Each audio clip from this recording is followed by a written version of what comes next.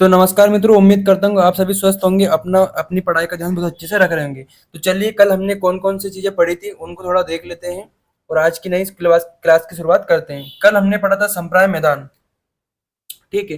कल हमने संप्राय मैदान को पढ़कर जिसके बाद में समझा था कि ये कौन कौन से मैदान होते हैं।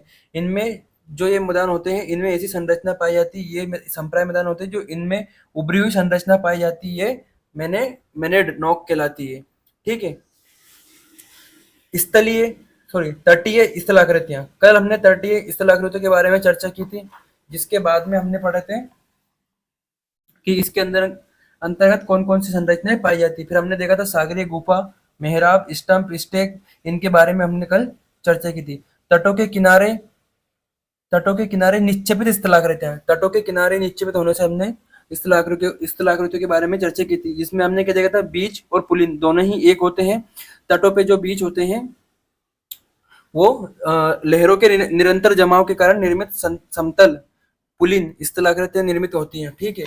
उनको हम बीच या पुलिन कहते हैं। फिर हमने देखा था बैरियर क्या होते हैं, उनके बारे में हमने चर्चा की थी। भूमिगत स्थलाकृतियों के बारे में हमने चर्चा की थी। उसमें हमने मुख्यतः क्या पढ़ा था, स्टेलेक्टाइट और स्टेलेक्माइट। ये देखा था हमने, जो ऊपर से लटकी हुई संरचना होती है वो स्टेलेक्टाइट कहलाती है, जो नीचे जो जमती है, जो संरचना बनती है उसको हम स्टेलेक्माइट कहते हैं। जिसके बाद में हमने चर्चा की थी हिमानी स्थलाकृतियां, हमने पढ़ा था ये हॉर्न एवं शिखर, इन दोनों के बारे में हमने चर्चा की थी कि क्या होते हैं दोनों ही। ठीक है। एरिएट के बारे में हमने सर चर्चा की थी। जिसके बाद में हमने यू आकार की घाटी एवं इसके बाद में हमने केटल झील के निर्माण की प्रक्रिया को देखा था कि कैसे की केटल झील बनती है। ड्रमलिन के बारे में हमने कल चर्चा की थी। वायवीय स्थलाकृतियां के बारे में हमने पढ़ा था कि इनके वायवीय स्थलाकृतियों से कौन कौन से वायु के माध्यम से कौन कौन सी स्थलाकृतियां निर्मित होती है। जिसके बाद में हमने देखा था मरुस्थल, मशरूम, पेडिप्लेन, है ना, बालू का स्तूप, अनुप्रस्थ स्तूप, ये हमने किसके अंतर्गत देखे थे, वायवीय स्थलाकृतियों के अंतर्गत। फिर रेखिक टीले, प्लाया झील अथवा प्लाया, हम इनको प्लाया कहते हैं। तो चलिए, आज हम शुरुआत करते हैं इससे आगे। आज हम पढ़ेंगे चट्टाने। चट्टानों में मुख्यतः हम पढ़ेंगे कि कितने प्रकार की चट्टाने होती हैं। चट्टानों के प्रकार को समझते हुए उनमें क्या क्या पाया जाता है उनको हम आज देखेंगे। ठीक है। तो इसमें मुख्यतः हम चट्टानों के अध्ययन को पेट्रोलॉजी बोलते हैं। चट्टान एक अथवा खनिजों का समुच्चय होते हैं जो निश्चित कणकीय पदार्थ रासायनिक बंध से निर्मित होते हैं। अब इसमें क्या है, चट्टाने हम पता करते हैं कि चट्टानें काय की बनी होती हैं, किस चीज की चट्टान से निर्मित चट्टानों का निर्माण होता है। तो चट्टानों का निर्माण कैसे होता है, चट्टान एक अथवा अधिक खनिजों के समुच्चय होते हैं। जो चट्टान होती है उसमें एक अथवा अधिक खनिजों का समुच्चय होता है, मतलब कि समुच्चय का मतलब कि एक बंध बना के वो रहती है। सभी खनिज एक बंध के निर्माण में रहते हैं, तो उनको क्या बोलते हैं हम, चट्टानों का समुच्चय, खनिजों का समुच्चय बोलते हैं। चट्टानों की कठोरता का मापन प्लाई प्लाइसन स्केल से किया जाता है। चट्टानों का जो चट्टानों होती है उनका जो मापन होता है कि उनमें कितनी कठोरता है, उस स्केल को क्या बोलते हैं हम, प्लाइसन स्केल बोलते हैं। ये आपको ध्यान रखना है कि चट्टानों का मापन की कठोरता किससे मापी जाती है, चट्टानों की प्लाइसन स्केल से। ठीक है। अब इसमें क्या है कि जो चट्टानें होती है वो निश्चित कणकीय पदार्थ, एक निश्चित पदार्थ होता है कि मान लीजिए कि डोलोमाइट होगा या जो भी है। ठीक है। लावा, जो लावा निकल के आता है वो, जिसके बाद में हम उसको ले सकते हैं स्टेलेक्टाइट को ले सकते हैं। जो जो भी ये पदार्थ हैं वो अब जब एक निश्चित आकार को और निश्चित रासायनिक बंध बनाएंगे तो उससे क्या निर्माण होगी, चट्टानों का निर्माण होगा। चट्टानों के विभिन्न भौतिक एवं रासायनिक गुण होते हैं। ठीक है। अब हम क्या देखते हैं, चट्टानों के विभिन्न भौतिक एवं रासायनिक गुण होते हैं, जैसे कणकीय संरचना, क्रिस्टलीय जमाव, विदलन, टेक्सचर, चट्टानों का ठोसपन। अब इसमें हम क्या देखते हैं, इनमें जैसे कि कणकीय जमाव में क्या होता है, छोटे छोटे बारीक बारीक कण एक चट्टान का निर्माण करती है। क्रिस्टलीय जमाव, जो चट्टानें पृथ्वी के अंदर ही लावा के कारण जमती है, ठंडी होकर जो लावा है वो पृथ्वी के अंदर ही, जैसे मान लीजिए कोई भूप्रपट्टी कि जो कोई प्लेट है, मान लो महाद्वीपीय प्लेट किसी अन्य महाद्वीपीय की प्लेट के नीचे निमज्जित होती है। अब निमज्जित होती है तो वहां पे क्या बनता है, लावा का निर्माण होता है धीरे धीरे। ठीक है, अब वो लावा का निर्माण होता है तो वो प्लेट क्या है कि वहां पे पिघलने लगती है, पिघलने के कारण वो लावा ऊपर की ओर आता है। अगर वो लावा ऊपर की ओर नहीं आ सकता है तो फिर वो धरातल के अंदर ही जमने लगता है, जिससे उसका धीरे धीरे, अगर जो लावा का जमाव धीरे धीरे होगा, अगर वो लावा धीरे धीरे ठंडा होगा तो उसका जमाव कैसा होगा, क्रिस्टलीय जमाव होगा। विदलन चट्टानों में बनने वाली दरारें, हमने देखा था कि जो हिमानी है उसके अंतर्गत हमने देखा था कि विदलन जैसी प्रक्रिया होती है कि चट्टान के अंदर जल जाता है और उसके बाद में वो फैल जाता है। मतलब कि अगर जब जल हिम के रूप में बदलता है तो वो उसका फैलाव होता है जिसमें चट्टाने दरारें पड़ जाती हैं। टेक्सचर, चट्टानों का ठोसपन, ये सभी क्या है, चट्टानों के विभिन्न भौतिक एवं रासायनिक गुण होते हैं। अब हम देखते हैं चट्टानों का विभाजन। अग्नि चट्टान, प्राथमिक चट्टान, मात्र चट्टान, सभी को एक ही बोलते हैं हम। इसको अग्नि बोल लो, प्राथमिक बोल लो या मात्र चट्टान बोल लो, तीनों को हम एक ही रूप में बोल सकते हैं। ठीक है, यहाँ प्राथमिक एवं मात्र चट्टानें होती हैं जो लावा के आंतरिक एवं बाह्य शीतलन से निर्मित होती है। ठीक है, अब इसको आपको ध्यान रखना है, इसमें क्या है कि लावा के आंतरिक एवं बाह्य शीतलन से निर्मित होती है। अग्नि चट्टानें होती है जब लावा एक प्लेट को दूसरे प्लेट के नीचे निमज्जित होती है, तो हम उसमें मुख्यतः क्या देखते हैं कि जो प्लेटें हैं वो पृथ्वी के जो लावा है उसके दूसरे लावा के संपर्क में आने से पृथ्वी की जो चट्टान है वो अधिक गर्म होने के कारण उसमें लावा का निर्माण होता है। या तो वो धरातल पे ज्वालामुखी के माध्यम से वो लावा बाहर निकल आएगा या फिर अंदर ही उसका शीतलन होने लगेगा, जिससे क्या होता है, अग्नि चट्टानों का निर्माण होता है। इनकी प्रकृति लावा की रासायनिक संरचना पर निर्भर करती है। जो ये है इनकी प्रकृति किस पर निर्भर करती है कि लावा की रासायनिक संरचना पर निर्भर करती है। अग्नि चट्टानों का वर्गीकरण लावा के आधार पर। अब हम क्या देखेंगे कि अग्नि चट्टान है उनका वर्गीकरण हम देखेंगे लावा के आधार पर कि कितने प्रकार की चट्टानें होती है। एंडेसाइड लावा, यहाँ लावा अभिसरण सीमा पर बनने वाली ज्वालामुखियों से उद्गारित या निकलता है। ठीक है, एंडेसाइड लावा, अभी इसमें क्या लिखा है, यहाँ लावा अभिसरण सीमा पर, ठीक है, बनने वाली ज्वालामुखियों से उद्गारित होता है। अभिसरण सीमा मैंने आपको बताया था, जैसे जब पृथ्वी की जो दो चट्टानें हैं वो कहीं से आपस में दूर जाती हैं और जिसके बाद में अगर जो पृथ्वी से अगर लावा निकल के आता है, ज्वालामुखियों का निर्माण होता है, तो उसमें क्या बनते हैं, हम देखते हैं कि ज्वालामुखियों से उद्गारित होता है, निकलता है, तो ये कौन सा एंडेसाइड लावा कहलाता है। यहाँ लावा कम गहराई से निकलता है। ठीक है, दुर्बल मंडल से ये लावा कम गहराई से निकलता है, दुर्बल मंडल से आता है। इसमें सिलिका की प्रधानता होती है जो कि 80% होती है। मैंने आपको बताया था कि जब भूपर पट्टी का निर्माण होता था तो जो ठोस पदार्थ थे वो पृथ्वी के नीचे की तरफ अंदर की तरफ बैठ गए और जो सिलिका जैसे हल्के पदार्थ थे ये जैसे लोहा जो पृथ्वी के अंदर तक है और नीचे बैठ गया है, अधिक नीचे तक है। और जिसमें हम देखते हैं कि सिलिका जो जो घेरे जो थोड़े हल्के पदार्थ होते हैं वो पृथ्वी के दुर्बल मंडल तक पाए जाते हैं। तो इसमें क्या कौन से पदार्थ की अधिक मात्रा पाई जाती है, इसमें सिलिका की प्रधानता 80% तक होती है, जिससे यहाँ गाढ़ा एवं मंद प्रवाहित होता है। ऐसे लावा क्रिस्टलीय ग्रेनाइट चट्टान है। अब इसमें क्या देखते हैं कि जो लावा होता है वो कैसा होता है, गाढ़ा होता है, बिल्कुल किसके समान होता है, शहद के जैसा होता है। ठीक है, इसमें शहद के जैसा होता है, तो इसमें एवं मंद प्रवाह होता है। अगर शहद में को एक बूंद हम शहद को कहीं पर डालेंगे तो वो धीरे धीरे फैलेगी, और उसी तरह हम एक बूंद पानी की बूंद को डालेंगे तो वो जल्दी प्रवाहित होगी, जल्दी फैलेगी। तो इसमें यही बताया गया है कि जिससे यह गाढ़ा मंद प्रवाहित होता है। ठीक है, किसके कारण, सिलिका के कारण। ऐसा लावा क्रिस्टलीय ग्रेनाइट का निर्माण करता है। ये चट्टानें अत्यधिक ठोस, ठीक है, उनका आकार भी मतलब जो उनकी कठोरता होगी वो ठोस होगी एवं कठोर, ठीक है, अपछेद प्रतिरोधी होती है, मतलब इनका अपक्षेपण करना आसान नहीं होता है।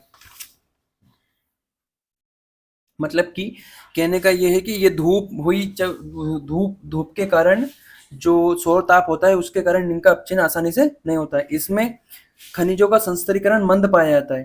ठीक है, मृदा निर्माण मंद एवं जल निस्यंदन का मंद होता है, निस्यंदन मंद होता है।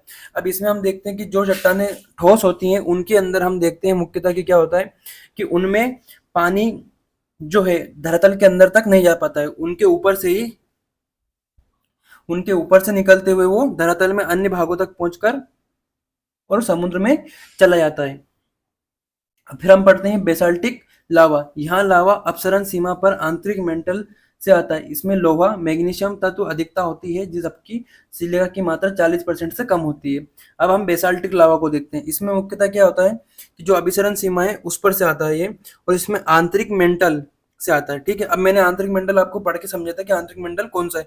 जब आंतरिक मंडल से आता है ये तो अधिक गहराई से आता है, तो इसमें लोहा और मैग्नीशियम के तत्व अधिक पाए जाते हैं, जबकि इसमें सिलिका की मात्रा कम होती है, 40% से कम होती है। यह लावा अत्यधिक गर्म 15,000 डिग्री सेल्सियस तक पतला एवं चलायमान होता है। अभी मैंने आपको जल और शहद का उदाहरण देके समझाया था कि अगर एक जल की बूंद हम कहीं डालेंगे तो वो धीरे धीरे तेज फैलेगी, और वैसे ही हम अगर जो शहद की बूंद डालेंगे तो वो धीरे धीरे फैलेगी। तो इसमें क्या है, ये अधिक पतला एवं चलायमान होता है, जिससे विस्तरित लावा पठारों का निर्माण होता है। अब इससे हम क्या देखते हैं कि ऐसे ऐसे जो लावा होता है उससे हम पठारों का निर्माण देखते हैं, जैसे कि मालवा का पठार।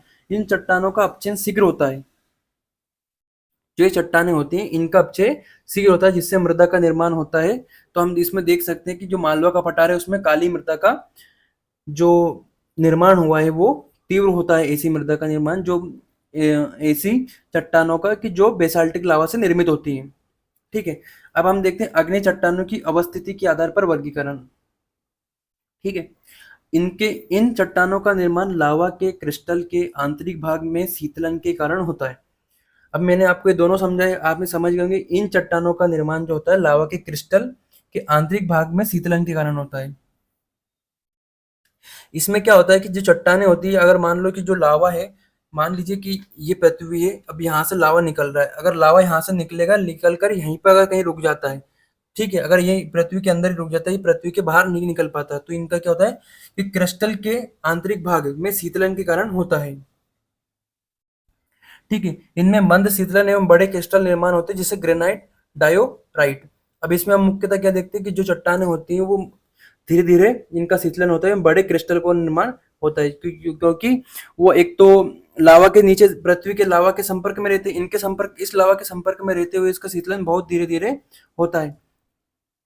अगर ये धीरे धीरे ठंडा होगा ये लावा यहाँ का, तो इसमें क्या होगा कि बड़े बड़े क्रिस्टल का निर्माण होगा, जैसे ग्रेनाइट और डायोराइट।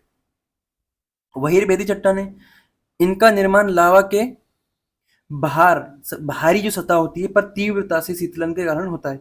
बहिर्वेदी जो चट्टानें होती है उनका शीतलन, जो उनका क्या होता है कि जो लावा है उसका बाहरी सतह पर तीव्रता से शीतलन के कारण होता है। इनमें क्रिस्टल छोटे अथवा अनुपस्थित होते हैं। बेसाल्ट प्रमुख है, बहिर्वेदी चट्टान है, रायोलाइट, इंडेसाइड। ये चट्टानें मुख्यतः कौन सी चट्टानें हैं? बहिर्वेदी चट्टानें हैं, जिनमें हम बहिर्वेदी में क्या देखते हैं मुख्यतः कि जो इनमें चट्टानें होती है, इनका जो लावा का शीतलन होता है वो बाहरी सतह पर तीव्रता से होने के कारण इनमें ऐसे क्रिस्टल जो अनुपस्थित होते हैं और छोटे छोटे क्रिस्टल पाए जाते हैं, जैसे बेसाल्ट की चट्टानें हो गई। ठीक है, जिसके बाद में हम रासायनिक गुण इसके देखते हैं। अम्लीय चट्टानें, अम्लीय अग्नि चट्टानें, इसमें सिलिका की अधिकता होती है, 80% से अधिक सिलिका पाया जाता है इसमें। इससे बनी मृदा अम्लीय होती है, जैसे कि ग्रेनाइट। ठीक है, क्षारीय अग्नि चट्टानें, इसमें सिलिका की मात्रा 40% से कम होती है, जैसे कि बेसाल्टिक चट्टानें। हम मुख्यतः क्या देखते हैं कि जो अम्लीय चट्टानें होती हैं उनमें जो सिलिका की मात्रा होती है वो 80% से अधिक होती है, जिससे बनी चट्टानें क्या कहलाती हैं? अम्लीय। आपको ध्यान क्या रखना कि अगर सिलिका की मात्रा 80% से ज्यादा है तो वो चट्टानें अम्लीय कहलाएंगी, जैसे कि ग्रेनाइट की चट्टानें। और 40% से कम है तो चट्टानें क्या कहलाएंगी? बेसाल्टिक चट्टानें कहलाएंगी। अब हम देख लेते हैं, एक प्रश्न देख लेते हैं यहाँ पे क्या है कि अग्नेय चट्टानों का आर्थिक महत्व, मतलब कि 150 शब्द में या 20 शब्द में जितने में भी आए, हमको अग्नि चट्टानों के, अगर जो 150 शब्द में आता है तो अग्नि चट्टानों के बारे में थोड़ा समझाते हुए उसके महत्व को हम लिखेंगे। अगर मान लीजिए 20 शब्द में आए तो हम उसको कितना सा लिखेंगे? देखिए, अग्नि चट्टानों का आर्थिक महत्व, इसमें धात्विक खनिज की अधिकता होती है किंतु उनका सांद्रण एवं संस्तरीकरण नहीं होता है। हमने क्या देखा कि इनका संस्तरीकरण नहीं होता है, दर बदर नहीं होती, इनके बड़े बड़े क्रिस्टल पाए जाते हैं। सोना, हीरा, प्लेटिनियम, तांबा ऐसी चट्टानों में पाया जाता है। यह चट्टानें इमारतों के निर्माण में प्रयोग आती है। जो अग्नि चट्टानें होती हैं उनको अगर हम देखते हैं कि उनका क्या होता है कि इमारतों में जो नक्काशी होती है उनका प्रयोग करने में वो आसानी से उनका जो उन पे नक्काशी बनाई जा सकती है, मतलब उन पे चित्रकारी की जा सकती है। तो हम मुख्यतः क्या देखते हैं कि ये चट्टानें काय में काम आती है, इमारतों के निर्माण में प्रयोग की जाती है। अब हमने अग्नि चट्टानों का निर्माण एवं उनकी प्रक्रिया कैसे बनती है और उनके आर्थिक महत्व को समझा। ठीक है, अब जिसके बाद में हम चलते हैं कहाँ पे, औषधि चट्टानें। ठीक है, औषधि चट्टानें, इन चट्टानों का निर्माण अग्नि औषधि रूपांतरित चट्टानों से अपचित पदार्थों के शीतलन या शिलीभवन प्रक्रिया से होता है। यह निर्माण मुख्यतः जलीय क्षेत्र में घटित होता है। अब इसमें हम क्या देखते हैं कि जो ये चट्टान होती है, औषधि चट्टान होती है, इनका कैसे निर्माण होता है। अग्नि चट्टान, रूपांतरित चट्टान या औषधि चट्टानों के अपच्छेद पदार्थ के शिलीभवन से होता है। शिलीभवन का मतलब क्या होता है कि इनका जो चट्टानें होती है उनका अपच्छेद होना ही शिलीभवन की प्रक्रिया कहलाती है। यह निर्माण मुख्यतः जलीय क्षेत्र में अपघटित होता है। ठीक है, पृथ्वी के 75% बाह्य भाग पर ये चट्टानें विस्तृत है, जबकि भूपर्पट्टी का द्रव्यमान का कुल 5% है। हम देखते हैं कि पृथ्वी की जो बाहरी परत है उस पर हम इनको देखते हैं तो कितने परसेंट बाह्य भाग पर ये चट्टानें 75% पाई जाती है, जबकि पृथ्वी के भूपर्पट्टी के द्रव्यमान का सिर्फ ये 5% है। भौतिक औषधि चट्टानें, अब इसमें हम क्या देखते हैं, मुख्यतः ये चट्टानें जल, वायु, सागर और तरंगों के द्वारा एक स्थान पर अवसादों के जमाव से निर्मित होती है। जो भौतिक औषधि चट्टानें हैं इनका क्या है कि जल या तो जल या वायु या सागरीय तरंगों के द्वारा एवं एक स्थान से दूसरे स्थान पर अवसादों के जमाव के कारण निर्मित होती है। अब मान लीजिए कोई यहाँ से मिट्टी उड़ के गई, यहाँ से मिट्टी उड़ के यहाँ पे आती है, तो इनका निर्माण कैसे होगा कि यहाँ पे मिट्टी आके जमा हो गई, फिर यहाँ पे फिर जमा हो गई, फिर यहाँ पे फिर जमा हो गई, फिर यहाँ पे फिर जमा हो गई। तो हम इसको क्या देखते हैं कि जल, वायु, सागरीय तरंगों के माध्यम से एक स्थान से दूसरे माध्यम से जो अवसाद होता है उनके जमाव के कारण निर्मित होती है। तो वो कौन सी चट्टानें कहलाती है, भौतिक अवसादी चट्टानें कहलाती हैं। ठीक है, जिसके बाद में इनके द्वारा हम देख सकते हैं बालू, कोंगलो, क्ले स्टोन।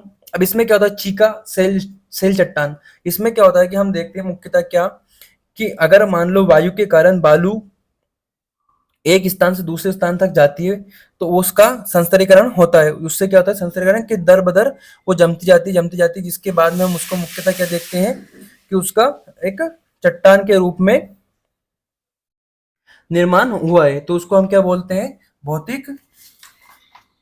भौतिक औषधि चट्टानें बोलते हैं। ठीक है, जिसके बाद में हम रासायनिक चट्टानें देखते हैं। जल के चट्टानों के साथ रासायनिक अभिक्रिया अवसादों से निर्मित चट्टानें, जैसे कि स्टेलेक्माइट, ड्रेवन टाइम। मैंने क्या बताता था आपको कि यहाँ पे मान लीजिए कि जल है, भूमिगत चट्टान है। अगर भूमिगत चट्टानें अगर जल के संपर्क में आती है तो इनमें क्या बनती है, इसे धीरे धीरे झुल्लियां बनती हैं जो कि फिर यहाँ से टूट कर टपकने लगती है, तो फिर यहाँ पे इनका जमाव होने लगता है। ठीक है, अब ये मान लो चूना पत्थर की है, तो ये चूना पत्थर की जो चट्टानें होती हैं वो जल के संपर्क में आने से पिघलने लगती हैं। तो फिर धीरे धीरे इनमें मान लो यहाँ से इसने पिघलना शुरू किया, तो फिर यहाँ पे धीरे एक बूंद बनी जो यहाँ की तो थोड़ा गाढ़ा होने के कारण वो यहाँ पे लटक जाती है और सूखने लगती है। फिर दूसरी बूंद बनी, फिर यहाँ पे लटकने जाती है और सूखने लगती है। ऐसे जब ये बड़ी हो जाती है तो ये टूट कर फिर यहाँ पे गिरने लगती है, फिर यहाँ से फिर धीरे धीरे इनका जमाव होता जाता है ऊपर। जो ऊपर की तरफ पाई जाती है तो उसको हम क्या बोलते हैं, स्टेलेक्टाइट बोलते हैं। जो नीचे की तरफ पाई जाती है उसको क्या बोलते हैं हम, स्टेलेक्माइट इनको हम बोलते हैं। ठीक है, जैविक चट्टानें, ये चट्टानें जैविक पदार्थ के जमाव के कारण बनती है, जैसे कोयला, सागरी, चूना पत्थर। इनका चट्टानें जैविक चट्टानें कहलाती है। मान लीजिए कि कोयला, अब किसी कहीं पे हम देखते हैं कि जहां पर भूधसाव या भूस्खलन हो गया, जिसके कारण हम क्या देखते हैं कि वहां पे जो पेड़ पौधे हैं वो जो पूरे के पूरे पृथ्वी के अंदर समा जाते हैं या पृथ्वी के अंदर चले जाते हैं। जब जब कहीं पहाड़ से जैसे मान लीजिए भूस्खलन हुआ और यहाँ पे जो पेड़ पौधे, तो यहाँ पे पेड़ पौधे थे और यहाँ से भूस्खलन हुआ तो इसके नीचे आ गए। अब यहाँ पे क्या हुए, ये हम देखते हैं कि भूमिगत हो गए।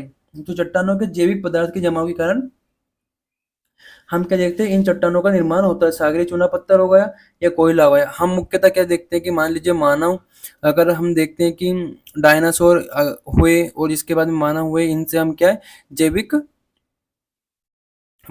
जैविक पेट्रोलियम पदार्थ जैसी चीजें भी बनाई जाती है। पेट्रोलियम पदार्थ, पेट्रोलियम एवं कोयला हम इनसे प्राप्त होता है, जो कि ये चट्टानों के रूप में हमें मिलते हैं, जैसे सागरी चूना पत्थर हो गया, कोयला हो गया। रूपांतरित या औषधि चट्टाने का आर्थिक महत्व, अब इनमें आर्थिक महत्व हमें किस प्रकार दिखा, जीवाश्म ईंधन के रूप में पाए जाते हैं। जैसे कि अभी मैंने बताया आपको कि कोयला हो गया, कोयला एक जीवाश्म ईंधन है। जैसे मानव मानव हो गए, डायनासोर हो गए, जब ये बड़े बड़े जीव एक समय पर पृथ्वी के अंदर चले गए, धस गए, या तो फिर किसी कारण से इनकी जो मृत्यु हुई, तो उसमें हम क्या देखते हैं कि जब आज के टाइम पे ये हमें ये जीवाश्म ईंधन के रूप में प्राप्त होते हैं। इनमें खनिजों का संसाधन एवं संस्तरीकरण होता है। ठीक है। भवन निर्माण एवं नक्काशी में इनका प्रयोग होता है। हम इसमें मुख्यतः देखते हैं कि इनका भी निर्माण भवन के रूप में, हम इनका भवन बनाने में एवं नक्काशी के रूप में इसका प्रयोग कर सकते हैं। रूपांतरित चट्टाने, अब इनका रूपांतरण होता है, क्या है ये, क्या है ये चट्टाने, ये चट्टाने चट्टाने अग्नेय एवं औषधि चट्टाने एवं रूपांतरित चट्टानों को पुनः क्रिस्टलीकरण एवं रासायनिक परिवर्तन के कारण बनती है। अब हम मुख्यतः क्या देखते हैं, इसमें औषधि जो चट्टानें होती हैं उनका एवं अग्नि चट्टानों का रूपांतरण हो जाता है। उससे हम कौन सी चट्टानें बोलते हैं, रूपांतरित चट्टानें बोलते हैं। अग्नि एवं औषधि चट्टानों के रूपांतरण से जो चट्टानें निर्माण होता है, इनको हम रूपांतरित चट्टानें बोलते हैं। इसमें मुख्यतः क्या होता है कि मान लो अवसादी हो गई या अग्नि चट्टान हो गई, इनका अपच्छेद होता है। अपक्षेदन के कारण जहाँ पे ये निर्मित होती है, जिसके बाद में जो चट्टानें निर्माण होता है, क्रिस्टलीकरण के कारण एवं रासायनिक परिवर्तन के कारण जो बनती चट्टानें, उनको हम रूपांतरित चट्टानें बोलते हैं। यांत्रिक रूपांतरण, ये चट्टानें अत्यधिक दाब के कारण अभिसरण क्षेत्र में अथवा क्रिस्टल के नीचे भाग में निर्मित होती है। अब मैं आपको समझाता हूँ कि जैसे मान लीजिए कि यहाँ पे कोई चट्टान, यहाँ पे पहले ही चट्टान है। अब इसका क्या होगा, यहाँ पे कोई चीज आपकी, यहाँ पे कोई मान लीजिए पदार्थ या फिर दूसरी कोई चट्टान, इसके कण आके गिरे, तो यहाँ पे एक और चट्टान का निर्माण हो जाता है। फिर हम देखते हैं कि समय के साथ यहाँ पे फिर एक और चट्टानों का निर्माण हो जाता है। फिर ये क्या है कि दाब के कारण, यहाँ पे क्या लिखा है, ये चट्टानें अत्यधिक दाब के कारण अभिसरण क्षेत्र में अथवा क्रिस्टल के नीचे भाग में निर्मित होती है। यांत्रिक चट्टानें मतलब कि इनका दाब धीरे धीरे बढ़ता जाता है, इनका भी निर्माण धीरे धीरे दाब बढ़ता जाता है। दाब बढ़ने के साथ साथ ये चट्टानें सिकुड़ने लगती हैं और इनका निर्माण होने लगता है, क्रिस्टल के नीचे भाग में निर्मित होने लगती है, क्योंकि ये जमने लगता है, जिससे यांत्रिक चट्टानों का निर्माण होता है। फिर हम क्या देखते हैं, तापीय रूपांतरण, ये चट्टानें ज्वाला लावा के प्रभाव में रूपांतरित होती हैं।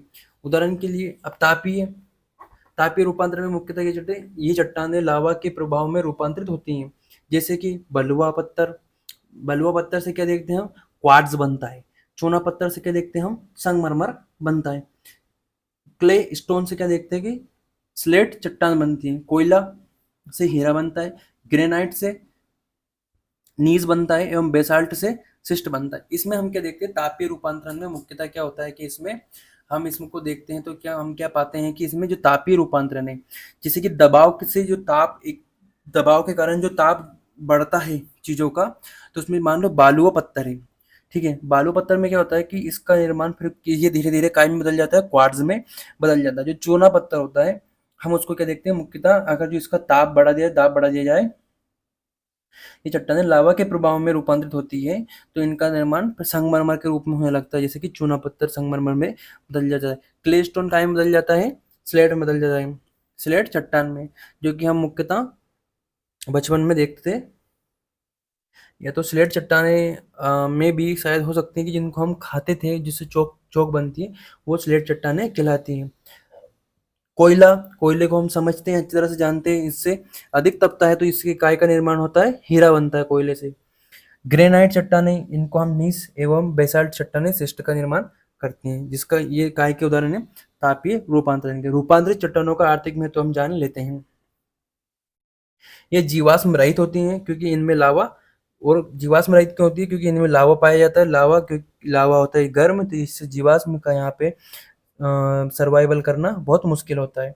इनका प्रयोग इमारत निर्माण हेतु अधिक किया जाता है, जैसे कि संगमरमर, क्वार्ट्ज, ठीक है। बालू व पत्थर हो गया, इनका निर्माण जो हम देखते हैं मुख्यतः मुख्यतः जो क्या होता है, इमारतों का निर्माण में प्रयोग किया जाता है। आज की क्लास में हमने ये सब जाना, क्या क्या हमने पढ़ा है उसका एक ओवरव्यू ले लेते हैं। ठीक है, सबसे पहले हमने मुख्यतः चट्टानों के बारे में समझा, चट्टाने की परिभाषा क्या होती है, हमने चट्टानों की परिभाषा को देखा। जिसके बाद में हमने अग्नि चट्टानें पढ़ी थी। अग्नि चट्टानों के वर्गीकरण हमने किसके आधार पर किया था, लावा के आधार पर अग्नि चट्टानों का वर्गीकरण किया था।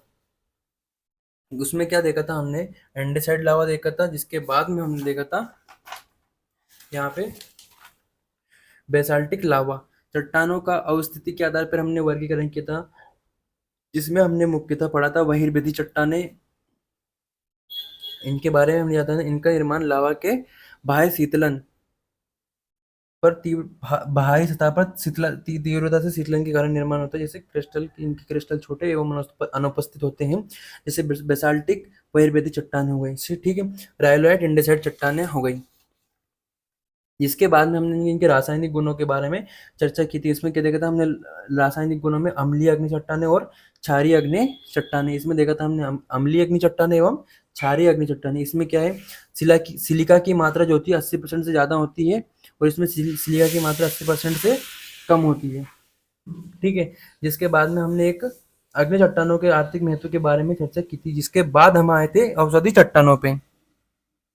औषधि चट्टानों के बारे में हमने उनके भौतिक एवं रासायनिक गुणों के बारे में चर्चा की थी। जिसके बाद हमने इसमें मुख्यतः चर्चा की थी जो कि है रूपांतरित चट्टानें। रूपांतरित चट्टानों में देखा था हमने यांत्रिक रूपांतरण और एवं तापीय रूपांतरण। इन रूपांतरणों को मुख्यतः हम तापीय और यांत्रिक रूपांतरण के माध्यम से हमने रूपांतरित चट्टानों के बारे में हमने जाना था। जिसके बाद में हमने इनके आर्थिक महत्व में चर्चा की। तो उम्मीद करता हूँ कि आपको आज की क्लास समझ में आएगी। जो भी कमियां रहती हैं उनको अच्छे से बताइएगा, मैं उनमें सुधार करने की कोशिश करूँगा। बहुत बहुत धन्यवाद। Thank you.